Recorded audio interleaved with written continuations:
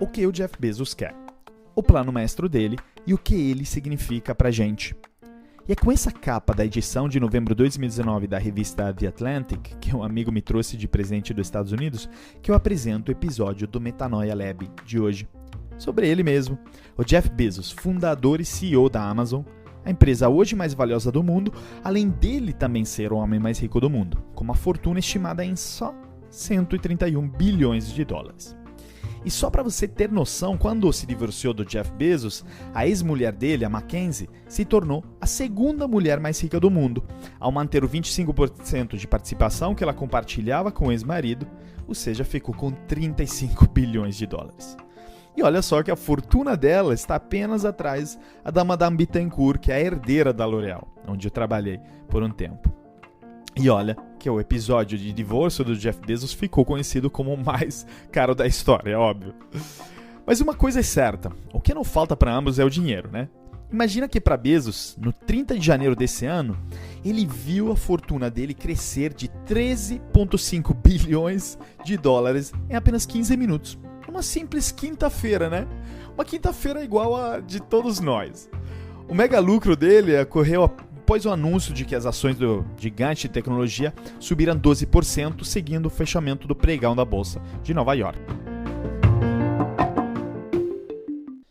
Nós já falamos um pouco sobre a vida dele, mas agora vamos entrar na parte de negócios. E para começar a entender um pouco das razões pelas quais a Amazon foi tão bem sucedida e o Jeff Bezos em todos os empreendimentos deles, eu quero começar com uma frase muito boa dele, que ele fala sobre a metodologia do Day One, o dia 1, e suas consequências. Well, so day one, this is a phrase that we use at Amazon all the time. I've been using it in my first annual shareholder letter from 20 years ago. And we say it's always day one. And it needs to be day one for the reason that you just mentioned. And so the real question for me is, how do you go about maintaining a day one culture? You know, it's great to have the scale of Amazon. We have financial resources, we have lots of brilliant people, we can accomplish great things, we have global scopes, we have operations all over the world. But the downside of that is that you can lose your nimbleness, you can lose your entrepreneurial spirit, you can lose that kind of heart that small companies often have. And so if you could have the best of both worlds, if you can have that entrepreneurial spirit and heart, while at the same time having all the advantages that come with scale and scope, think of the things that you could do. And so the question is, how do you achieve that? The scale is good because it makes you robust. You know, a big boxer can take a punch to the head. The question is, you also want to dodge those punches. So you'd like to be nimble. You want to be big and nimble. And I find that there are a lot of things that are protective of the day one mentality. I already spent some time on one of them, which is customer obsession. I think that's the most important thing. If you can, and it gets harder as you get bigger. When you're a little tiny company, say you're a 10-person startup company, every single person in the company is focused on the customer. When you get to be a bigger company, you've got middle managers and you've got all these layers, and those people aren't on the front lines. They're not interacting with customers every day. They're insulated from customers, and they start to manage not the customer happiness directly, but they start to manage through proxies like metrics and processes, and some of those things can become bureaucratic. So it's very challenging, but one of the things that happens is the decision-making velocity slows down. And I think one of the reasons that happens is that people, junior executives inside the big company, start to model all decisions as if they are heavyweight, irreversible, highly consequential decisions. And so even two-way doors, you make a decision, it's the wrong decision, you can just back through the door and try again. Even those reversible decisions start to be made with heavyweight processes. And so you can teach people that these pitfalls and traps, and then teach them to avoid those traps. And that's what we're trying to do at Amazon, so that we can maintain our inventiveness and our heart and our kind of small company spirit, even as we have the scale and scope of a larger company.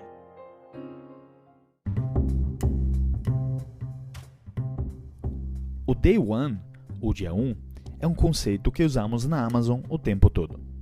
Eu usei na minha primeira carta aos acionistas de 20 anos atrás. Nos declaramos que é sempre o primeiro dia.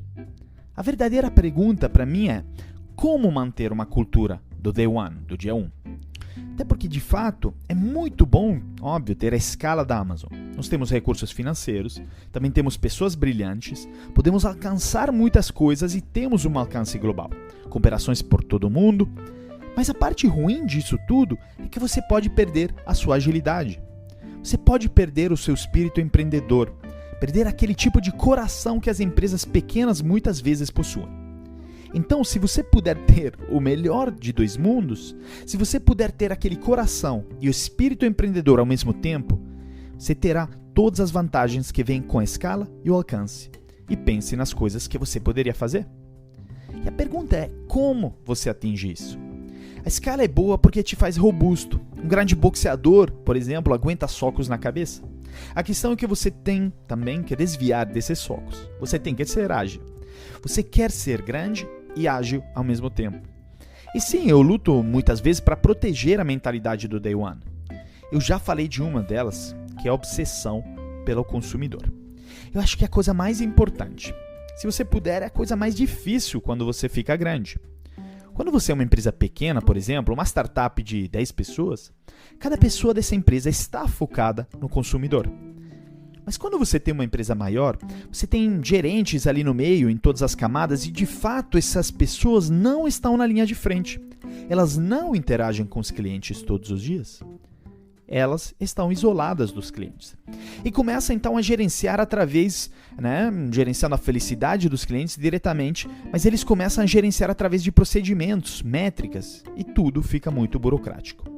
Então sim, é bastante desafiador. Mas uma das coisas que acontece é que a velocidade das tomadas de decisões diminui. Eu acho que uma das razões para isso acontecer é que os executivos júnior dentro das grandes empresas começam a encarar cada decisão como se elas fossem decisões grandes e irreversíveis. Mesmo as decisões reversíveis, você pode tomar uma decisão e se ela for errada, você pode voltar atrás e tentar de novo. Mesmo se as decisões reversíveis começam a ser tomadas através de processos pesados, então você pode ensinar as pessoas sobre essas armadilhas e como elas podem evitá-las. É isso que nós tentamos fazer na Amazon para que possamos manter a nossa inventividade, o nosso coração e o nosso espírito de empresa pequena, mesmo tendo a escala e o alcance de uma enorme empresa.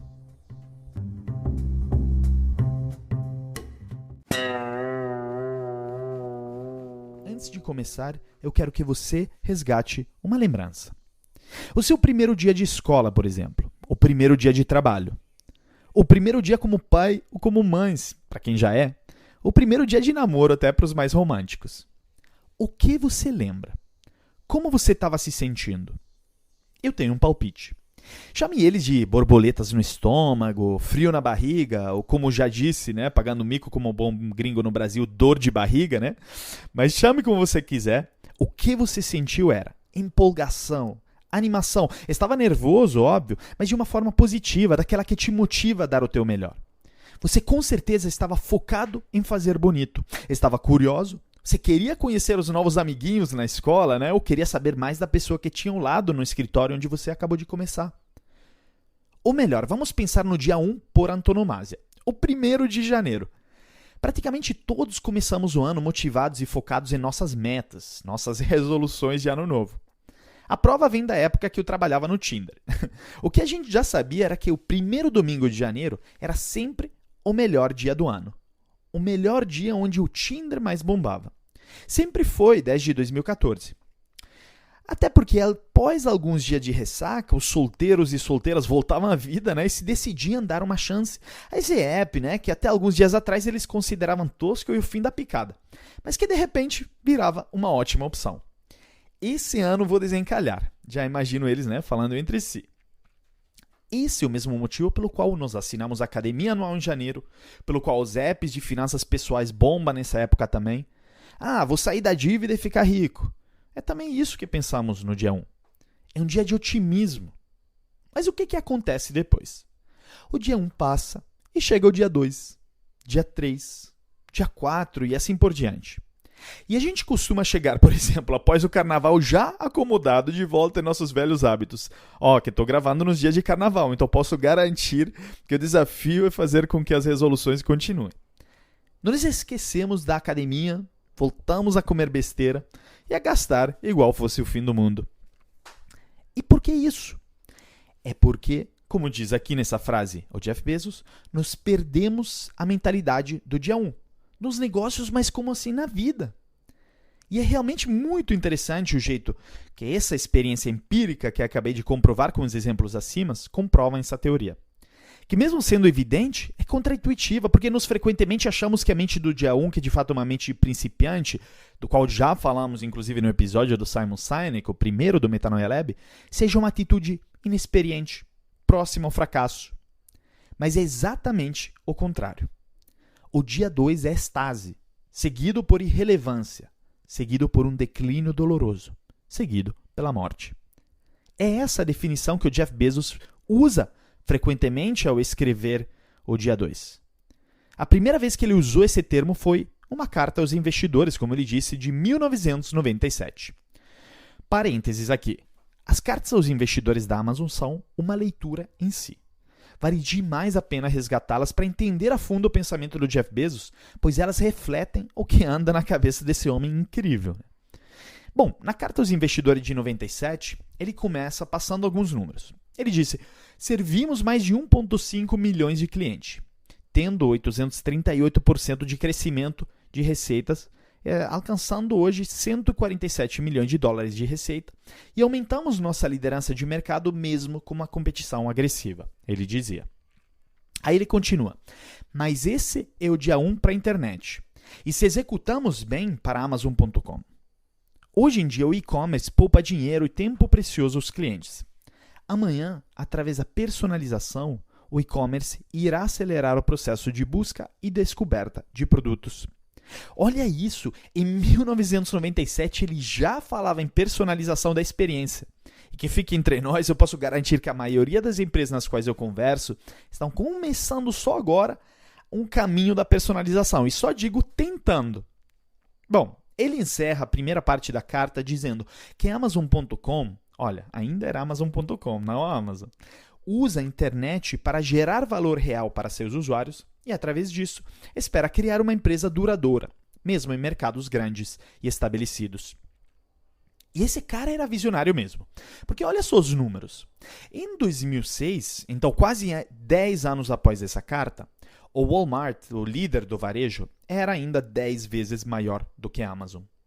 Enquanto o Walmart valia 158 bilhões de dólares, a Amazon em 2006 valia 17,5. Aí você dá um fast forward para 2019 e deixa eu te contar. O Walmart valia 319 bilhões de dólares e a Amazon apenas 893 bilhões. 3 vezes mais. Óbvio, a Amazon expandiu para outros mercados também e hoje mais de 10%, por exemplo, do faturamento vem de uma área como a Amazon Web Services, que nasceu do zero e não tem a ver necessariamente com e-commerce, mas ainda assim é impressionante como ele conseguiu prever em 97 que iria superar os líderes tradicionais da indústria. Mas voltando ao nosso tema, nos deparamos então pela primeira vez com esse conceito de Day One. Foi nessa carta. Mas o que de fato é essa tal de mentalidade do primeiro dia? É bastante difícil de descrever, até nas palavras do Jeff Bezos, mas vamos dar uma tentativa de definição. É viver cada dia na empresa como se fosse o primeiro, com a mentalidade de uma startup recém-formada. E o que você faz ter uma mentalidade do Day One? 20 anos depois, na carta aos acionistas de 2016, o Jeff Bezos nos contou que para isso você precisa de 4 coisas. Primeiro, um foco obsessivo no cliente. Aqui ele costuma dizer que mesmo que não saibam o que eles querem, os clientes querem algo melhor. E o seu desejo de encantar os clientes irá te motivar a inventar algo no lugar deles. 2. Não gerenciar por procuração. Ele aqui diz que na medida que as empresas crescem e se tornam mais complexas, tem uma tendência de gerenciar por procuração. Isso acontece em várias formas, e é perigoso, sútil, é muito dia 2. Terceiro, abraçar tendências externas. Aqui ele diz que grandes tendências não são muito difíceis de serem notadas, pois se fala e se escreve muito sobre elas, mas elas podem ser muito difíceis de serem abraçadas pelas grandes organizações. E quarto, tomada de decisões de alta velocidade. Empresas de dia 2 tomam decisões de alta qualidade, mas o fazem de forma lenta. Para manter a energia e o dinamismo do dia 1, você deve, de alguma forma, tomar decisões de alta qualidade e de alta velocidade ao mesmo tempo. É óbvio que, na medida que as organizações crescem, o conflito entre agilidade e escala, como Jeff Bezos fala no áudio, é forte. Eu vivi os dois mundos, e o que eu posso dizer é que, mesmo tendo produtos incríveis e tendo vários lados positivos na empresa, a L'Oréal é, evidentemente, uma empresa de dia 2. O foco está no produto e não no cliente. A organização é hierárquica e se gerencia muito por procuração. Ao mesmo tempo recebendo e produzindo vários reportes sobre tendências, mas não reagindo a elas. E sobre processo de decisão, o que eu posso dizer é que o número de reuniões nas empresas é gigantesco. E a ela, pois é uma empresa que eu tenho muito carinho, né? Mas está em fase dia 2. E o que único posso torcer é que esse podcast, inclusive, possa mudar um pouquinho desse mindset para o futuro. E como encerrar ou resumir o que precisamos para sempre estar em dia 1? Precisamos experimentar pacientemente, aceitar fracassos, plantar sementinhas, proteger os brotos que nascem delas e maximizar o foco quando você nota a satisfação do cliente. Uma cultura obcecada com o cliente cria as condições onde tudo isso pode acontecer. Agora, é justamente uma cultura do dia 1 que traz inovação à sua empresa. Mas como fazer a inovação acontecer? O Jeff Bezos nos explica na próxima frase. To be innovative, you have to experiment. If you want to have more invention, you need to do more experiments per week, per month, per year, per decade. It's that simple. You cannot invent without experimenting. And here's the other thing about experiments, lots of them fail. If you know it's going to work in advance, it is not an experiment. And what happens in big organizations, Amazon's a big organization now too, the Air Force is a big organization, is that we start to confuse experimentation with operational excellence. It's easy to have ideas. It's very hard to turn an idea into a successful product. There are a lot of steps in between, and it takes persistence, relentlessness.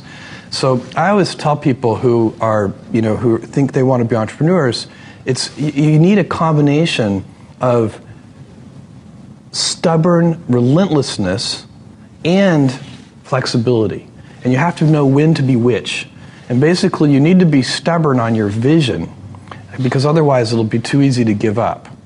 But you need to be very flexible on the details, because as you go along pursuing your vision, you'll find that some of your preconceptions were wrong, and you're going to need to be able to change those things. So I think taking an idea successfully all the way to the market and turning it into a real product that people care about and that really improves people's lives is a lot of hard work. Para ser inovador, você precisa experimentar. Se você quiser ter mais invenções, você precisa fazer mais experimentos por semana, mês, ano e décadas. É simples. Você não pode inventar sem antes experimentar. E um outro ponto sobre experimentos é que muitos deles falham. Se você inventar algo que sabe que irá funcionar com antecedência, não é um experimento. E o que acontece em grandes organizações como a Amazon, por exemplo, é que elas começam a confundir experimentação com operação. É sim, de fato, muito fácil ter ideias, mas também é muito difícil transformar uma ideia em um produto de sucesso. Existem muitos passos durante esse processo. É preciso perseverança e determinação. Por isso, eu sempre digo às pessoas que acham que querem ser empreendedoras que elas precisam de uma combinação implacável de obstinação e flexibilidade. E você tem que saber quando estar, e o mais importante, você precisa ser teimoso com a sua visão, porque caso contrário, será muito fácil desistir.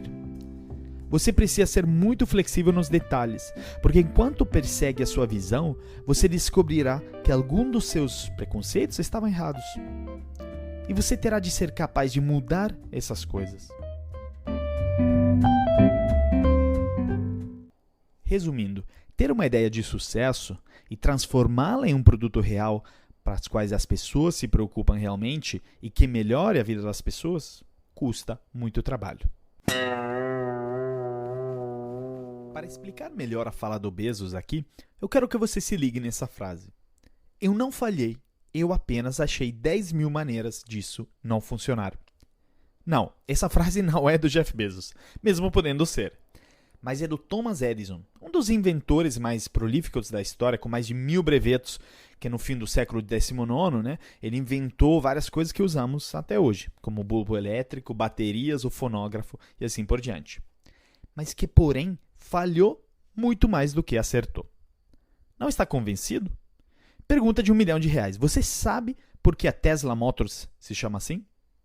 Ela foi nomeada assim pelo Elon Musk em homenagem ao sérvio Nikola Tesla, nascido no fim do século XIX e um dos principais inventores da história, e provavelmente um dos menos aclamados também.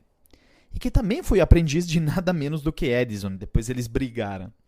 Ele inventou nada menos do que a corrente alternada, que é até hoje o padrão para a transmissão elétrica no mundo todo, entre as outras coisas. E o que podemos dizer? Que ninguém melhor que ele confirma que para ser um inventor de sucesso você precisa errar e falhar muito. Exemplos são que ele fez vários experimentos que não deram certo. Primeiro, por uma variedade de razões, inclusive como, por exemplo, em 1899, ele foi para o Colorado construir uma torre de 142 pés, ou seja, uns 43 metros, para testar a hipótese que a Terra era um ótimo condutor de eletricidade. Algo que ele não conseguiu fazer. Aí depois ele voltou para Nova York e alugou um terreno em Wardenclyffe, um pouco fora da cidade, para montar uma outra torre e fazer um outro experimento. O que aconteceu, porém, foi que o antigo empregador dele, o Westinghouse, confiscou o terreno dele porque ainda estava precisando ser pago por uns empréstimos feitos ao Tesla. Olha a definição de resiliência, porque mesmo assim ele foi para frente. O que o Tesla fez ao longo da vida dele, ao final, foi fazer, experimentar, quebrar a cara muitas das vezes. Só assim nós conseguimos ir para frente. Isso nos leva à segunda parte da fala do Jeff Bezos, a parte da execução. É fácil ter ideias. É difícil tornar essas ideias em produtos de sucesso. Ele solta essa pérola no áudio anterior e acho ela fundamental. A verdade é que realmente inovação é de frequente associada à ideia. Mas a verdade é que não. Ela é associada à nossa capacidade de execução dessa ideia. Até porque, ainda mais em um mundo de informação acessível a todo mundo, graças à internet, ao digital, Wikipedia, redes sociais, ideia virou commodity. O verdadeiro valor agregado está na capacidade de execução. Isso é reforçado pela teoria. No livro Execução, do Larry Bossidy, que já foi executivo da Honeywell, que é uma das minhas bíblias de negócio, ele fala de como é mais importante executar do que idealizar. Pois a execução é que te permite de entrar no círculo de feedbacks que você precisa para iterar e ajustar teu produto nesse mundo digital ainda mais. Isso, de fato, te permite ser focado no cliente, pois você tem que chegar até ele para saber. Se você apenas ficar no mundo das ideias ou apenas perguntar para ele o que ele quer, você nunca irá receber o feedback para ajustar o produto ou serviço que você está oferecendo. Famosamente, o Henry Ford já disse que, na época, se ele tivesse apenas perguntado para as pessoas o que elas queriam, elas teriam respondido que queriam um cavalo mais rápido, não um carro. Vamos olhar, por exemplo, agora em inovações fundamentais que não nasceram de ideias, mas do processo de experimentação, iteração e execução. Muitas vezes com erro, com falhas, que nos reconjunta a parte anterior. Olha, por exemplo, esses 4 casos. Primeiro, a Jacuzzi foi criada pelos irmãos Jacuzzi nos anos 50 para tratar pessoas com artrites. E mesmo que funcionando muito bem, as vendas foram um fracasso, pois a maioria das pessoas com artrites não podia pagar por uma banheira dessas. Então a ideia ficou lá parada por um tempo até eles decidirem relançar para um segmento diferente, como uma banheira de luxo para os ricos. Bombou. Segundo, um engenheiro da 3M, o Spencer Silver, inventou em 1968, sabe o quê? Uma cola que não colava. Ela foi deixada ao lado por quase uma década, quando foi resgatada por um colega, o Arthur Fry, e se tornou a base para o post-it, que todos usamos no nosso dia a dia. E o Viagra, terceiro exemplo. Bom, não vou entrar em detalhe, mas o que eu posso contar é que cientistas na Pfizer estavam experimentando na época um novo medicamento para pressão alta. O medicamento foi um fracasso, pois não resolvia a pressão alta. Mas os homens no grupo de triagem reportaram, digamos, um efeito colateral não tão ruim. E foi assim que o Viagra se tornou um dos fracassos mais bem-sucedidos da história, olha só. E quarto, se a gente for olhar atrás no tempo, o champanhe que tanto gostamos de abrir em festas, comemorações e casamentos foi descoberto por um monge, o Dom Perignon. E isso foi quando uma garrafa de vinho que ele botou para fermentar teve um erro e passou por uma fermentação secundária. Ou seja, muitas vezes a melhor forma de testar uma ideia não é de analisá-la, mas de experimentá-la. As empresas que forem experimentar ao máximo terão mais fracassos, mas também terão mais chances de sucesso. Como Tom Kelly, o fundador da IDEO, costuma dizer, fracasse bastante para ter sucesso mais cedo. E o Soichiro Honda, o fundador da Honda, também disse famosamente: muitas pessoas sonham o sucesso, mas sucesso pode só ser alcançado através de repetidos fracassos e introspecção. Sucesso representa aquele 1% do trabalho que resulta do 99% que é chamado de fracasso. E olha só, dá para melhorar mesmo na arte de fracassar, porque a Penn State University fez até um curso para estudante de engenharia deles chamado Failure 101. Então, fracasso 101. Aí os estudantes têm que tomar riscos e fazer experimentos meio malucos, né? E quantos mais fracassos, mais rapidamente eles levam nota 10. Olha essa loucura, essa foi boa. Mas por que é tão importante falhar? Falhar é fundamental porque a dor que nasce do fracasso é nossa maior fonte de aprendizado e evolução. Igual um livro que eu amo, que é A Sutil Arte de Ligar o Foda-se, do Mark Manson, diz, o sofrimento é o agente incentivador de mudança preferido pela natureza. Nós sofremos porque é biologicamente útil para a gente como espécie. Porque só é ser humano que sofre, que se sente incompleto, insatisfeito, que tem uma maior propensão a buscar soluções e, consequentemente, inovar. Eu vivi isso na época do Tinder, porque na hora da gente lançar ferramenta, a gente não tinha medo de experimentar e, se for, desligar essas mesmas ferramentas. Olha só isso, o Tinder foi um dos pioneiros nas ferramentas de stories, olha só. Nós lançamos o Moments, eu acho que ainda era em 2015, antes dos stories no Instagram, mas o Snapchat já estava bombando. E aí você podia subir fotos, né, numa área separada do teu aplicativo, que sumiam depois de 12 horas, mais ou menos. Agora, pense bem, no aplicativo de relacionamento, que tipo de fotos você acha que as pessoas subiam na plataforma? Ainda mais nós homens, né? Bom, logo menos desligamos a ferramenta, porque garanto que não era nada legal de se ver. Depois de um tempo, alguns anos depois, lançamos também o Tinder Social, que era uma forma de você dar matches em grupo de até 4 pessoas. A ideia era bem bacana, mas no dia que lançamos, eu abri as manchetes de todos os sites e jornais e todos diziam: Tinder lança a ferramenta para surubas de grupo. Bad idea. Não funcionou. Depois de alguns meses, nos desligamos dessa ferramenta, também admitindo o erro. Mas no meio desse bololô, o Tinder também lançou, olha só, o Passport, que de fato era uma funcionalidade parte do Tinder Plus, o pacote por assinatura, onde você podia mudar a sua localização para conhecer pessoas ao redor do mundo. Incrível, ainda mais para quem viajava, né? Bom, isso foi tão bem sucedido que fez com que o Tinder virasse o app de maior faturamento do Brasil já em 2017 e hoje é do mundo também, tendo faturado 1,2 bilhões de dólares em 2019. Olha só, um aplicativo só. Ou seja, falhamos, mas no meio acertamos. Nem sempre. Acertamos pouco, mas acertamos grande. E isso foi porque realmente na cultura do Tinder existia essa combinação de obstinação com flexibilidade que o Jeff Bezos prega tanto. Agora pausa. No meio de todos esses erros e acertos e da cultura do primeiro dia, tem uma coisa que permeia a vida profissional de muitos de nós, ou seja, as reuniões, né? Para a gente decidir isso tudo, ideia, execução, day one, cultura. E pasmem, aqui o Jeff Bezos tem uma metodologia um tanto quanto diferente para as reuniões. O Jeff irá explicar no próximo áudio. The traditional kind of corporate meeting is somebody gets up in front of the room and presents, they say, a PowerPoint presentation or some kind of slideshow. And in our view, that is a very you get very little information that way. You get bullet points. It's kind of easy for the presenter, but difficult for the audience. And so instead, what we do is all of our meetings are structured around a 6-page narrative memo. And when you have to write your ideas out in complete sentences and complete paragraphs, it forces a deeper clarity of thinking. Subject, verb, predicate, and all yes, that. Exactly. Yeah, there really is something to that. Too few people know that these days. Yes, and so what we do is we just sit and some people say, well, why don't you read the memos in advance?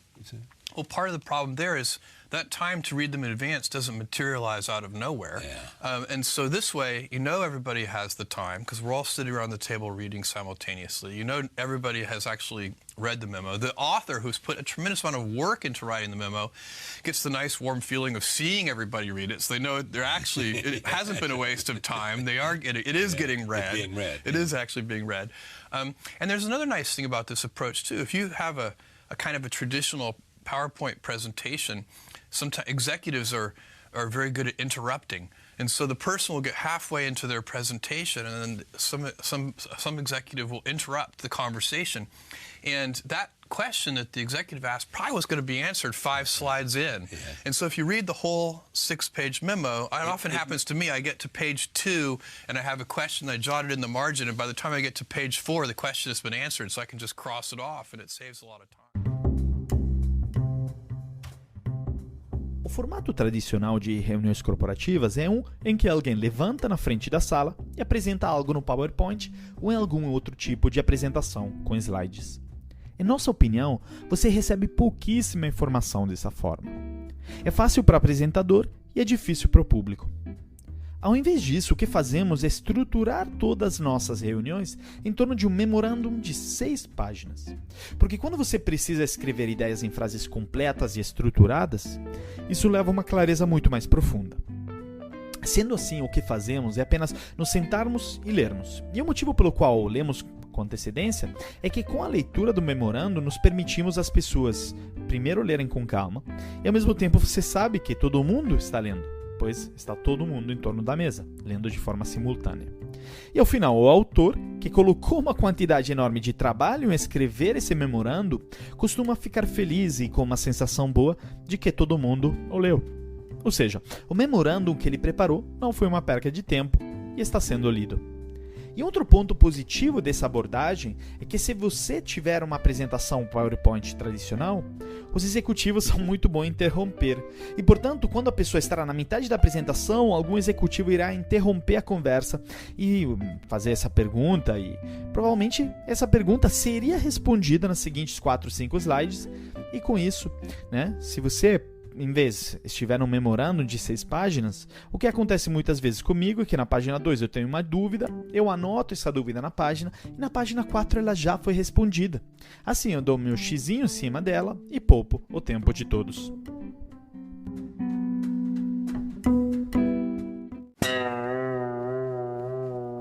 Você já parou alguma vez para calcular o custo de cada reunião que você tem na sua empresa? Óbvio, não precisa que eu faça todas as vezes, mas é importante que você tenha uma noção. Por que eu te recomendo isso? É porque você vai ficar assustado, te garanto.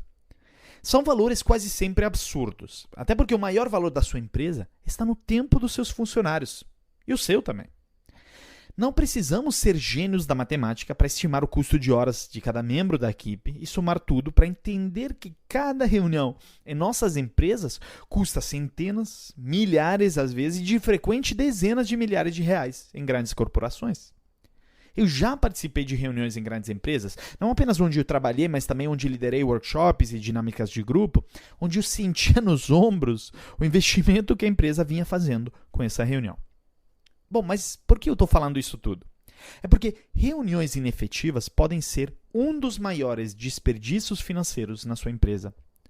Além de um fator de desmotivação também, para a maioria das pessoas que estão na sala e não deveriam estar aí mais produzindo. E além de ser algo desnecessário que nasce um pouco da falta de comunicação nas empresas, ainda mais quando são de grande porte. Ou seja, sim, pela maior parte, reuniões são desnecessárias. E por quê? Porque se a comunicação fosse fluir, não teria necessidade de 99% das reuniões que fazemos. Vamos lá explicar de uma forma um pouco mais matemática, já que minha cabeça funciona como um economista. O número de reuniões em uma empresa está inversamente proporcional ao grau de comunicação na empresa. Ou seja, muita comunicação, poucas reuniões. Pouca comunicação, muitas reuniões. As reuniões são um remédio, percebe? A vacina para elas é um alto grau de comunicação e ela é fundamental em qualquer companhia. Um dos pontos críticos na L'Oréal, que até definiu o meu plano de ação que tomamos uma vez, era o tema das reuniões. As reuniões costumam ter muitas mais pessoas que necessárias, eram frequentes, mas também difíceis de marcar, porque a agenda das pessoas já estava tomada por outras reuniões, efeito bola de neve. Costumavam começar atrasadas e não tinham horário para acabar, e não tinha preparo ou agenda. E falando nesse último ponto, eu acho muito interessante o que o Jeff Bezos implementou na Amazon. No trecho, ele explica como o PowerPoint pode ser fácil para apresentador e difícil para audiência. Isso me lembra muito o que o Eli Seidman, o CEO do Tinder, que começou em 2016, depois de ter reemplaçado o Sean, que foi o fundador do aplicativo, ele disse para todos os colaboradores assim que se juntou à empresa, ele se juntou em 2018, se não me engano. Ele disse que o PowerPoint é uma ótima forma de se esconder atrás de informações. O que ele vai querer mesmo é um Word com seu plano de ação apenas por escrito. Eu, inicialmente, fiquei meio assim, Então, quis entender o que ele queria dizer com isso. E é que, muitas vezes, no mundo corporativo, usamos slides de PowerPoint, de fato, para nos escondermos atrás desses slides bonitas, imagens bonitas, frases pomposas e gráficos meio incompreensíveis ao público, Na verdade, propositalmente incompreensíveis. E pensando bem, é verdade. Quantas vezes eu já fiz isso? E sabe qual a minha primeira reação quando o Eli nos pediu os planos do ano, Então, estratégia anual, muita coisa, em apenas um file Word de ao máximo uma página e meia? Eu pensei, nossa, como vai ser simples, Tão curto assim. E sabe o quê? A verdade é que é super difícil.